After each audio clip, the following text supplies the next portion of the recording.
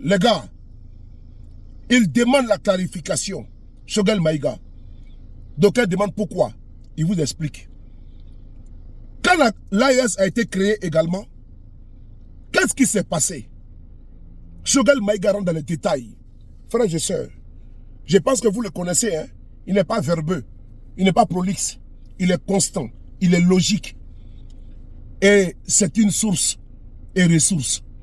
On va aller se ressourcer dans le savoir, dans la bibliothèque de Choguel Kokala Maïga. On écoute ensemble. Merci. Vous voyez quand on a créé l'AES, vous entendez, moi j'écoute les radios tous les matins. Et les citoyens qui parlent, soi-disant, quoi ils disent des auditeurs, là. Les gens disent, mais on va devenir quoi sans la CEDEAO? Mais nos pays ont existé avant la CEDEAO. Mais on met dans la tête des gens pour les faire douter que l'AES n'est pas quelque chose de pérenne. Que va-t-on faire sans la CEDEAO? L'AES n'est pas pérenne. Comme les différentes fédérations au lendemain des indépendances, elle va tomber. Ils oublient, ces messieurs, que les nouveaux leaders ont tiré les leçons de l'histoire, surtout de l'histoire des premiers dirigeants des années de l'indépendance. Vous savez, la première fois, on a parlé de fédération, on ne l'appelait pas AES en ce moment, c'est quand le premier du Burkina Faso était venu ici au Mali, le 1er février 2023. On a fait 30 minutes à discuter de comment il faut faire pour qu'on soit ensemble.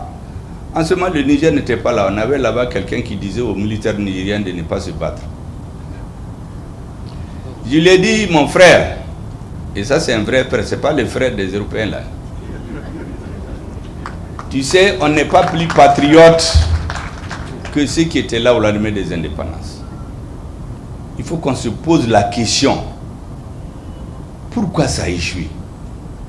Parce qu'au début, il y a la fédération Dahomey, Haute-Volta, Soudan, Sénégal. On n'est pas plus patriote que ces dirigeants-là. Ils ont voté à l'unanimité la création d'une fédération. J'ai dit donc, il faut qu'on trouve ces choses-là. Si on ne trouve pas ces choses, on fait une fédération, il y aura les mêmes problèmes. Quand je suis allé au Burkina le 23 février 2023, on est revenu là-dessus. Il y a la vidéo qui existe, même le dîner qu'il a donné, j'ai dit ça là. Le 30 décembre 2023, nous sommes allés au Niger. Entre-temps, la bascule avait eu lieu. Ceux qui ont eu peur d'avoir la tête rasée, ils ont laissé le Niger en paix. Et donc, nous avons échangé sur la question. La réalité, je ne parle pas du Dahomey et des autres, mais comme le Burkina Faso est dans l'alliance aujourd'hui, il y a les mêmes réalités aujourd'hui. Quand ils ont voté, le président Modibo Keïta a été le premier à voter. Le président Maurice Mogo a voté. Le président Zissou a voté. Le président Senghor a voté. Mais quand ils sont rentrés chez eux, ceux qui se sont mis au service de l'impérialisme, ils ont fait savoir qu'il y a 1 500 000 voltaïques chez eux. Si la fédération est créée, ils vont les expulser tous. Donc ils vont venir déstabiliser le pays. La deuxième, si vous entendez tout ça, même les Burkinabés ne savent pas, le conseil de l'entente. C'est là-bas qu'on a assassiné Sankara. Ce conseil de l'entente, comment c'est venu là-bas? On leur a dit, si vous refusez la fédération, on est en train de créer une alliance militaire, on va mettre le siège chez vous. Plus d'autres aspects dont je ne vais pas parler, mais dont le Premier ministre m'avait parlé. Voilà les pressions qui ont fait que les messieurs arrivés là-bas, on dit, mais pourquoi vous avez levé la main? Il dit non, lui il voulait se gratter la tempe ou tirer un peu la manche de son. Mais il avait changé. Pour le cas du Dahomey, je ne viens pas là-dessus parce qu'ils ne sont pas dans l'alliance. Le jour où ils seront, je dirai à leurs responsables comment ça s'était passé. Donc, il faut voir ce qui se passe. Comment ils ont fait au lendemain des indépendances. C'est pour cela que j'ai félicité les Nigériens tout de suite quand je vois, parce que moi je suis leurs médias régulièrement, quand on a donné le nom de Djibo Bakary, un patriote hors pair, à une place au Niger. Vous savez qu'à l'indépendance, ils ont fait voter Djibo et son cousin. Moi j'ai failli être Nigérien.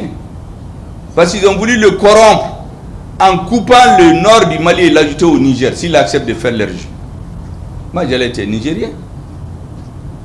La deuxième fois, c'est quand même je suis allé en vadrouille là-bas en 1971. après l'école buissonnière. Il a refusé. Ils ont tout fait pour qu'on ne parle plus de lui.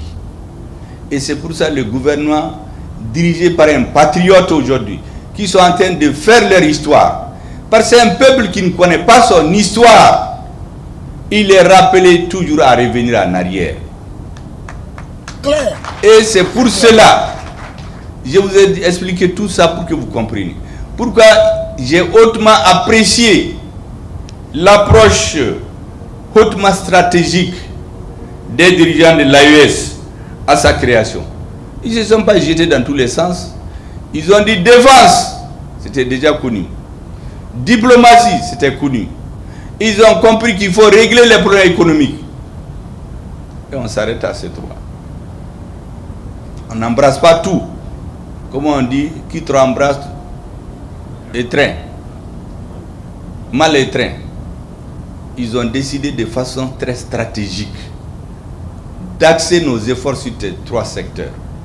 Mais lorsque ça va marcher, dans 15, 20, 30 ans, si les nouveaux dirigeants veulent, ils peuvent aller à une fédération.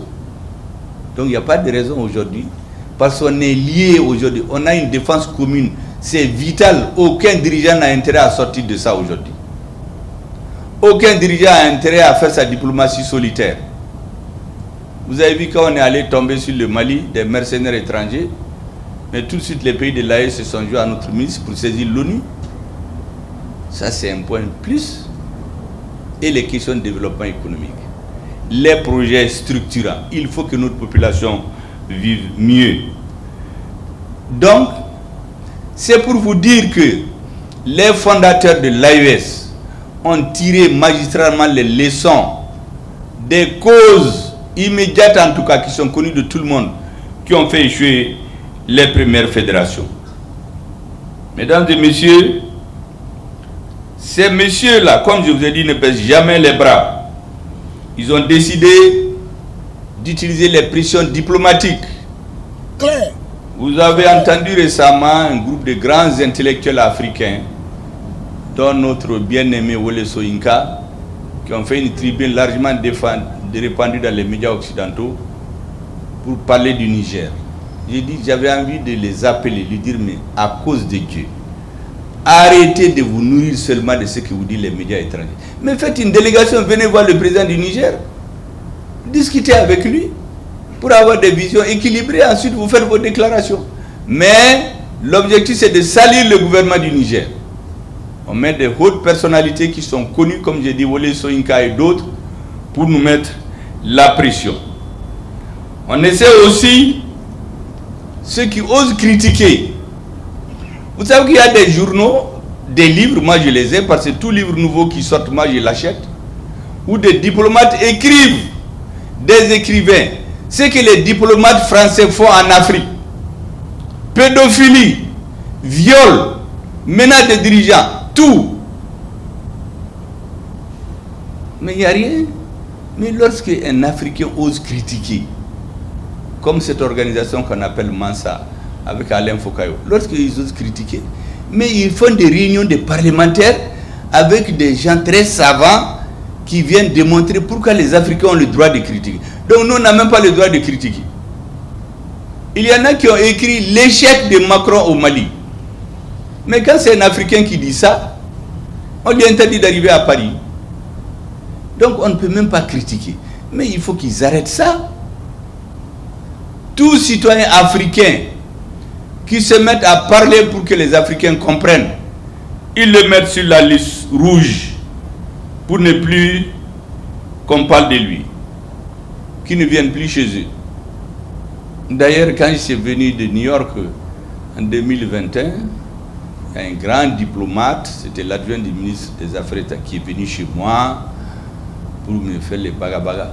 Quand il a fini de parler là, j'ai dit, vous savez, Assimi Goïta n'a pas besoin de vos visas. Il quitte Kati, il est dans son bureau. Donc vraiment, menace de couper les visas là, ça faisait peur avant, mais pas notre équipe. Les comptes, il n'en a pas. Donc gardez vos conseils pour vous-même.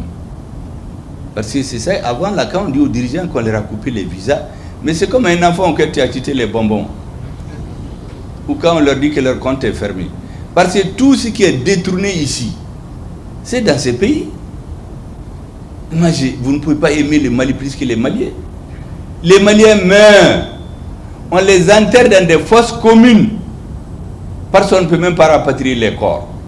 Il y a un individu qui détourne l'argent. On le connaît. L'argent est déposé chez vous. Nous savons qu'il y a beaucoup de bâtiments qui sont construits dans certains pays de la CEDEAO. C'est l'argent détourné de l'armée. Pendant que les Maliens mouraient. Mais on est en train de chanter les forces internationales, l'amunissement, G5 Sahel, Barkhane, et Pititi, et Patata. Nous avons décidé de déchirer ce voile-là. En plus de ça, ils ont essayé d'utiliser certains pays qui nouent des alliances impies parce qu'ils veulent nous vassaliser. Il y a des pays qui se sont entendus avec la France. La seule fois qu'ils se sont entendus, c'est sur le dos du Mali. On a parlé récemment, j'ai vu dans les journaux des journalistes qui se mettent à insulter notre ministre de l'administration pour ce qu'il a dit aux Nations Unies. Mais en réalité, personne ne peut effacer de l'histoire ce que le Mali a fait pour ses pays voisins. Personne. D'ailleurs, avant Bouteflika, il y a eu la mission de Frantz Fanon, l'ambassadeur au Ghana. C'est lui qui a préparé cette mission. Mais les Maliens ne connaissent que la mission de Bouteflika. Mais ce que les colons ont fait en cette période-là, vous savez, il y a les populations du Hogar. Ils ont créé une milice et on a donné des armes à son chef pour aller contre les nationalistes algériens.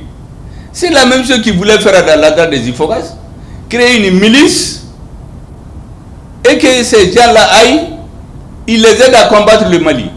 Ils leur ont tous donné la nationalité algérienne. Donc vous avez la double nationalité et vous avez votre milice, vous faites ce que vous voulez au Mali. Mais nous avons dit que nous ne l'avons pas accepté. Nous avons aidé à combattre ces gens du Hogar, les miliciens que les Occidentaux avaient armés. Mais pourquoi ils veulent faire la même chose chez nous? Quand il y a eu le bateau de Tombouctou, près de 60 morts, les gens qui ont assumé que c'est eux, nous avons dit que c'est des terroristes. Ils ont fui pour aller se cacher dans les locaux des services secrets français. Comme eux, ils ne gardent jamais longtemps, ils les ont dit de retourner. Ils vont s'asseoir dans ce pays-là. Et c'est ce pays qui se met à nous donner des leçons. Il faut nous laisser en paix. Celui qui ne nous laisse pas en paix, Abbé Koungo Soro, il aura des problèmes personnels. Que ce soit un leader, que ce soit un pays. Il y a des pays qui ne négocient jamais avec les terroristes. Dans ce même pays, quand les terroristes sont attaqués à la base de Inates, ou je ne sais pas comment là, mais ils sont allés, ils ont tué tout le monde. Mais c'est les mêmes qui nous disent, ah non, il faut négocier. Mais on va négocier avec un terroriste, des gens qui ont tué 60 personnes. Vous savez qu'en ce moment, la CEDEAO, il y a eu un sommet, la CEDEAO n'en a même pas parlé. Aux Nations Unies, même une lettre de condoléances à notre président, la France était opposée. Mais les gens qui sont dans ça, vous venez nous baratiner ici au Mali, vous m'excusez du terme, pour nous dire qu'il faut négocier. Et on trouve des perroquets ici au Mali, des gens qui ont découvert, qui pensent que nous on ne les connaît pas. Nous on connaît tout le monde. Hein. Moi j'ai entendu des gens dans les micros ici, ah vraiment le gouvernement est trop belliqueux, il faut négocier. Et puis la guerre seulement ne résout pas les problèmes. Mais on n'a jamais dit ça. Mais personne ne va nous inoculer le virus du dépaitisme. Quand on est en guerre, on se bat. Les militaires se battent, les diplomates négocient, les opérateurs économiques font leur travail. Mais si un militaire se met à faire la diplomatie pour venir dire aux gens de ne pas se battre, ah, la guerre seulement ne résout pas les problèmes. Mais ça, c'est quoi ça? Dans chaque pays, chacun fait son travail. Les enseignants enseignent, les médecins soignent, les diplomates négocient, les militaires cognent les adversaires. Donc on arrête avec cette histoire de négocier avec les terroristes. Personne n'acceptera. En tout cas, les populations du Mali n'accepteront pas. Moi, je connais l'état d'esprit des populations de Gao, Tombouctou et Kida. Personne n'acceptera plus des négociations bidons dont l'objectif c'est de sanctuariser le terrorisme. Gao, Tombouctou, toutes les populations réelles, on les a renvoyées. C'est les narcotrafiquants qui payent les maisons. Tous les opérateurs économiques importants, c'est des assassinats ciblés pour que dans 20-30 ans, on change totalement la morphologie de la société. Mais on ne va jamais l'accepter. Et les hommes politiques qui se sont mis au service de ça au Mali, ils seront dans les poubelles de l'histoire. Et ceux qui veulent les soutenir pour nous les imposer, on ne va jamais accepter. Il y a beaucoup de les réseaux qui ont infiltré la transition aujourd'hui. Quand j'ai parlé il y a une semaine de clarification, il y a beaucoup qui sont sortis. Le premier veut clarifier quoi? C'est ça là que je veux clarifier. Les faux soutiens de la transition, les gens qui nous ont infiltrés pour nous déstabiliser, pour nous mettre en désaccord, c'est ça la clarification. Il faut les mettre à la porte. Ce sont des citoyens. Ils rentrent, ils suivent le système, mais ils ne peuvent pas venir nous dire où est-ce qu'on va. Des gens qui se sont opposés aux assises nationales jusqu'après, et à leur tenue, et après les assises. C'est eux qui changent de veste aujourd'hui, qui donnent des leçons. Mais on ne va pas accepter.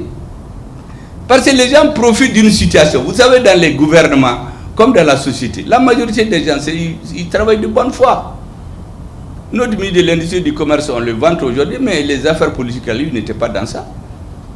Ces histoires de manifestations politiques, ils n'étaient pas là-dedans. Donc les gens profitent que dans les équipes gouvernementales, la plupart des gens viennent de la société civile, c'est leur compétence dont on a besoin pour construire l'État, et on sème la confusion. Or, la vision politique des phénomènes, quand on les perd dans leur gouvernement, on va vous mettre dans le trou. Est-ce que vous savez que le président Moussa Traoré, un de ses éminents ministres, a quitté chez lui à 20h. On est allé le cacher dans la forêt. Et à 24h, à minuit, on est venu le prendre. Parce que il croyait la bonne foi des gens. Il dit que c'est des patriotes. Ça ne va pas nous prendre. Nous ferons du discernement. Tous les gens qui sont contre la transition, qui ont infiltré les structures de la transition, qui cherchent à nous déstabiliser, nous allons les combattre. Jusqu'à ce qu'ils se taisent, ils suivent la vague, mais ils ne vont pas venir nous changer et nous mettre en... C'est ça la clarification pour ceux qui voulaient comprendre. Parce que j'ai vu dans les réseaux beaucoup de discours, qu'est-ce que le premier veut dire? La clarification, c'est de faire la part entre le vrai et l'ivraie.